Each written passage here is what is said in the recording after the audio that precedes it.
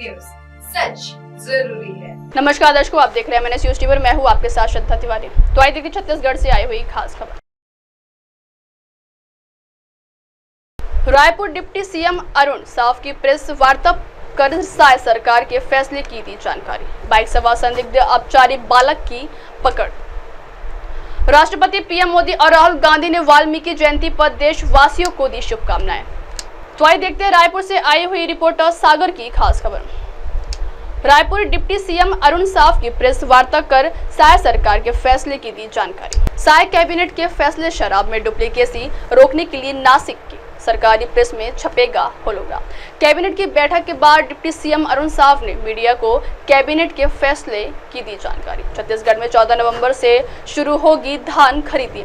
31 से रजिस्ट्रेशन। अब शिक्षक पंचायत में अनुकंपा नियुक्ति देंगे। राज्य सरकार न्यूनतम समर्थन मूल्य पर 14 नवंबर से धान खरीदी शुरू करेगी। धान खरीदी 31 जनवरी तक चलेगी। इस भारतीय साल 160 लाख टन खरीदी का लक्ष्य रखा गया है। यह फैसला सीएम विष्णुदेव साय की अध्यक्षता में आयोजित कैबिनेट की बैठक में लिया गया। इसके बाद डिप्टी सीएम अरुण साव ने बताया कि धान खरीदी किसान पोर्टल पर किसानों का आतंकी पंजीयन 31 अक्टूबर तक होगा। खरीदी के लिए बायोमेट्रिक व्यवस्था लागू रहेगी। खरीदी के लिए 4.2 लाख गठान नया जुट बारदाना खरीदा जाएगा। साथ ही शराब में डुप्लीकेसी रोकने के लिए नासिक की सरकारी प्रेस भारतीय में होलोग्राम छपेगा। एक अन्य फैसले में शिक्षक पंचायत के आश्रितों को अनुकंपा नियुक्ति दी जाएगी। डाटा एंट्री ऑपरेटरों को 18,420 रुपए प्रति माह मिलेगा। मंत्रिपरिषद ने 2023-24 में सहकारी समितियों में कार्यरत डाटा एंट्री ऑपरेटरों को 18,420 रुपये प्रति माह के मान से कुल 12 माह का मानदेन भुगतान करने का निर्णय लिया गया। इस पर कुल 60 करोड़ 54 लाख रुपये का व्यय भार आएगा, जिसके भुगतान के लिए पूर्व वर्षों की भांति राशि मार्क फेड को प्रदान की जाएगी। विशुद्ध रूप से राजनीतिक आंदोलनों से संबंधित प्रकरणों को जनहित में न्यायालय से वापस लिए जाने के संबंध में गठित मंत्रिपरिषद की उप समिति के अनुशंसा के आधार पर 49 प्रकरणों को माननीय न्यायालय से वापस लिए जाने का निर्णय लिया गया है। लोक नायक जयप्रकाश नारायण मीसा DIR राजनीतिक या सामाजिक कारणों से निरुद्ध व्यक्ति सम्मान निधि नियम 2008 में संशोधन का अनुमोदन किया गया है, जिसके तहत दिवंगत लोकतंत्र सेनानियों का राजकीय सम्मान के साथ अंत्येष्टि की जाएगी तथा अंत्येष्टि के लिए उनके परिवार को 25,000 रुपये की सहायता राशि भी दी जाएगी। देसी विदेशी मदिरा बोतलों पर चस्पा किए जाने वाला होलोग्राम में अधिक सुरक्षात्मक फीचर उपलब्ध कराने के लिए भारत सरकार के उपक्रम भारत प्रतिभूति मुद्रणालय नासिक रोड महाराष्ट्र से होलोग्राम क्रय करने का निर्णय लिया गया है। छत्तीसगढ़ राज्य की औद्योगिक नीति 2019-24 के तहत steel down stream projects, ethanol इकाइयों एवं कोर सेक्टर के सीमेंट उद्योगों के लिए विशेष निवेश प्रोत्साहन पैकेज के निर्धारण का अनुमोदन भी आज के मंत्रिपरिषद की बैठक में लिया गया। Thank you. दिवंगत शिक्षक पंचायत संवर्ग के कर्मचारियों के अनुकंपा हेतु पात्र आश्रितों को अनुकंपा नियुक्ति प्रदान करने का महत्वपूर्ण निर्णय लिया गया। इसके तहत ऐसे शिक्षक पंचायत संवर्ग के कर्मचारी जिनकी मृत्यु सेवा काल में हो गई थी और जिनके आश्रित नियमानुसार अनुकंपा हेतु पात्र हैं उन्हें छत्तीसगढ़ शिक्षक पंचायत संवर्ग नियम 2018 के आधार पर पात्रता अनुसार अनुकंपा नियुक्ति दी जाएगी। ऐसी स्थिति में स्कूल शिक्षा विभाग के से पद पूर्ति के लिए पंचायत एवं ग्रामीण विकास विभाग को पद प्रदाय करने के पूर्व के आदेश को शिथिल करने का निर्णय भी लिया गया है, ताकि दिवंगत के पात्र आश्रितों को अनुकंपा नियुक्ति प्रदान की जा सके।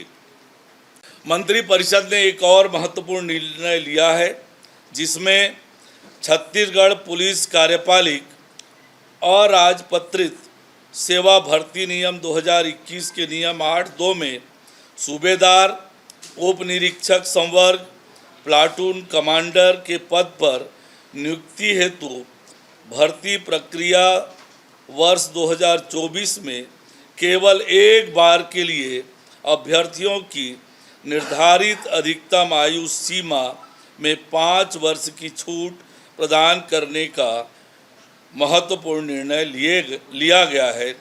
सभी छूटों को मिलाकर अधिकतम आयु सीमा 45 वर्ष से अधिक नहीं होगी।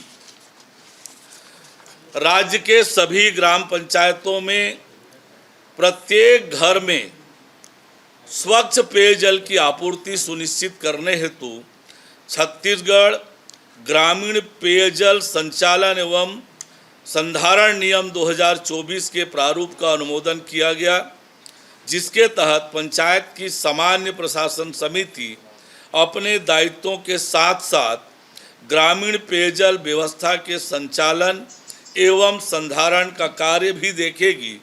ग्राम सभा के अनुमोदन से जल प्रभार का निर्धारण के अलावा नए कनेक्शन का निर्णय, वित्तीय प्रबंधन, मरम्मत, पेयजल गुणवत्ता का निर्धारण एवं शिकायतों का निराकरण करेगी। मीडिया के सभी साथियों, आप सबको राम राम, जय जोहार। आप सभी का हार्दिक अभिनंदन है, हार्दिक स्वागत है। आज राज्य के कैबिनेट की बैठक मुख्यमंत्री माननीय विष्णुदेव साय जी की अध्यक्षता में आहूत की गई। आज की बैठक में अनेक महत्वपूर्ण निर्णय लिए गए। जो महत्वपूर्ण निर्णय लिए गए उसमें से प्रमुख है खरीफ विपणन वर्ष 2024-25 में समर्थन मूल्य पर धान उपार्जन तथा कस्टम मिलिंग की नीति का अनुमोदन किया गया। मंत्रिमंडलीय उप समिति के अनुशंसा के आधार पर राज्य में खरीफ विपणन वर्ष 2024-25 के दौरान समर्थन मूल्य पर राज्य के किसानों से नगद एवं लिंकिंग में धान खरीदी 14 नवंबर से प्रारंभ करने का निर्णय लिया गया। धान खरीदी 31 जनवरी 2025 तक की जाएगी। समर्थन मूल्य पर धान खरीदी के लिए कृषि विभाग द्वारा एकीकृत किसान पोर्टल के माध्यम से किसान पंजीयन की प्रक्रिया जारी है, जो 31 अक्टूबर 2024 तक चलेगी। तो आइए देखते हैं दुर्ग से आई हुई रिपोर्टर सैयद सैफ की खास खबर। बाइक सवार संदिग्ध अपचारी बालक की पकड़। यातायात जोन दुर्ग से बोधन लाल साहू ने अपनी सूझबूझ समझदारी से मिस्टर बाइक सवार संदिग्ध अपचारी बालक को पकड़। एक दुकान से दूसरी दुकान घूमते देखा तो बोधन लाल साहू को बालक पर शंका हुई। बोधन लाल साहू को नाबालिग दिखने में संदिग्ध लगा। उस नाबालिग को अपने पास बुलाया तो नाबालिग डर कर भागने लगा। बोधन लाल साहू अपनी समझदारी के साथ पुलगांव पेट्रोलिंग एवं टीआई और 112 के सहयोग से संदिग्ध नाबालिग को घेरा बंदी कर पकड़ा। यातायात जोन दुर्ग के पेट्रोलिंग टीम से बोधन लाल साहू ने अपनी समझदारी से इस काम को अंजाम दिया। उक्त संदिग्ध को पकड़ा। दुर्ग के पुलगांव चौक का है मामला। मैं यहाँ पे पुलगांव चौक में पेट्रोलिंग के लिए आया था। यातायात जोन दुर्ग से हूँ मैं। यहाँ पे आने के बाद मुझे लगा कि वो लड़का इधर से उधर गाड़ी खड़ा करके एक दुकान में जा रहे थे। तो मैंने बोला ये लड़का कहाँ जा रहा है भाई। तो फिर उसके बाद निगाह में उनके ऊपर जमाए रखा कि आदमी छोटा सा बच्चा है, 16 साल का करीब है, वो लड़का 16-17 साल का होगा। तो मैं उस लड़के को फिर मैं गाड़ी को रुकवाया, यहाँ पे गाड़ी को इधर ले गया, फिर उससे पूछताछ किया कि बेटा आप कहाँ से आए हैं, क्या करते हैं। तो बोले कि मैं फुलगांव का रहने वाला हूँ। फुलगांव का रहने वाले हो तो आप तो पहचाने टाइप के नहीं लग रहे हो मेरे को, बोला। तो उसके आव भाव से थोड़ा एक मुँह में, शरीर में उनका थोड़ा अंतर पड़ा। मैंने बोला कि आप फुलगांव चौक के रहने वाले नहीं लग रहे हैं।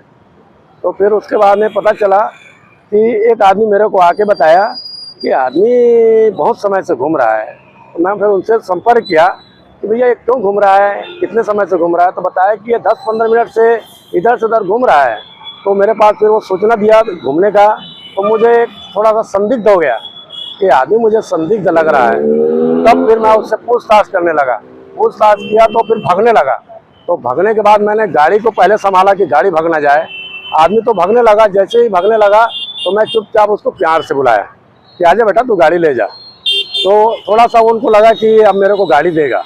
तो उसी दौरान तत्काल मुझे टीआई साहब का याद आ गया कि फुलगांव पेट्रोलिंग को याद करूं मैं। तो फुलगांव पेट्रोलिंग को मैं याद किया, और जैसे याद किया तो टीआई साहब ने भी सहयोग किया, तत्काल पेट्रोलिंग गाड़ी भेजा, और भेजने के बाद फिर 112 को भेजा। फिर हमने घेराबंदी करके उसको पकड़वाया। कितने लोग थे? ये तो बता रहे हैं सर, पकड़ा हूँ उस दौरान तो एक था, लेकिन अब हकीकत वो थाने में अभी पकड़ाया तो पता चलेगा सर। तो बता रहे हैं 3 है संभवतः। कितने उम्र है उनकी? ये 16 से 17 साल के है। अभी कहाँ के बताए रहने वाले? ये रहने वाला फुलगांव का बताया, और मुझे फुलगांव का मैं प्राय हर व्यक्ति को, हर बच्चे को प्राय पहचानता हूँ मैं। तो मैं बोला कि ये फुलगांव का नहीं है। किस दुकान में आए थे? ये सुबह में है, ये सुबह में गाड़ी जो बनता है वहाँ पहले आए थे।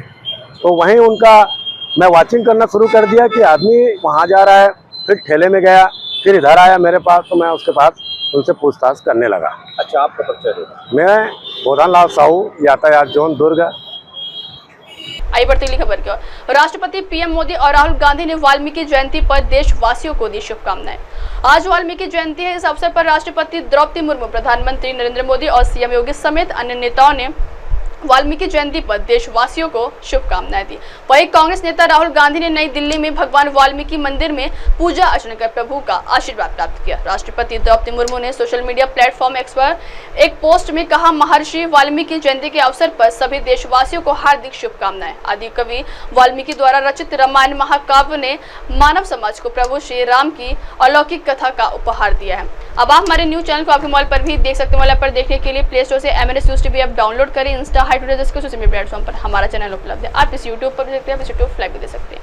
अब वक्त तो चला दर्शकों ब्रेक का। ब्रेक लौटने के बाद देखिएगा देश और दुनिया की तमाम बड़ी खबरें। बने रहिए MNS News TV पर। नमस्कार। क्या शराब और अन्य मादक पदार्थ आपकी जिंदगी को प्रभावित कर रहे हैं? क्या आपके परिवार की सुख शांति भंग हो रही है? चिंता की कोई बात नहीं। नवदृष्टि व्यसन मुक्ति केंद्र आपकी मदद के लिए यहाँ है। हम नागपुर के सबसे अनुभवी व्यसन मुक्ति केंद्र में शराबियों की मदद कर रहे हैं, जिनकी शराब की लत अब समाप्त हो चुकी है। हम हर संभव सहायता प्रदान करते हैं ताकि आप नशे की लत से मुक्ति पा सकें। हमारी सेवाओं में शामिल है वैद्यकीय उपचार, मानसिक चिकित्सा, व्यक्तिगत और सामूहिक मार्गदर्शन, योगासन, प्राणायाम, ध्यान साधना और काउंसलिंग। आपका जीवन नई दिशा की ओर बढ़ सकता है। नवदृष्टि व्यसन मुक्ति केंद्र पर आज ही संपर्क करें और एक नई शुरुआत की ओर कदम बढ़ाएं। संपर्क करें भिलगांव कामठी रोड, नागपुर 7020844633 या फिर 9765236768। नवदृष्टि, एक नई राह, एक नई उम्मीद। आप देख रहे हैं MNS न्यूज, सच जरूरी है।